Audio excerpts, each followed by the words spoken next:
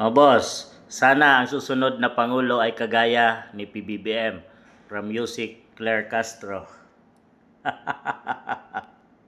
Ano bang mayroon si PBBM? Una, korupsyon. Pangalawa, mahina. Pangatlo, walang mga proyekto. At yun ba? Yun bang kagayahin natin at iboboto sa sunod na Pangulo ng Pilipinas? So sino ba ang mayroong ganon?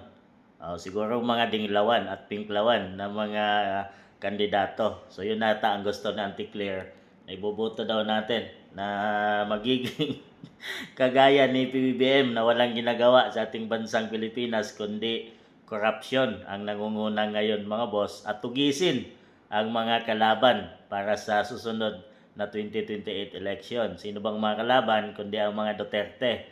So yun ang legacy ni PBBM. 3 years na walang proyektong nagagawa bagkus talamak na korupsyon.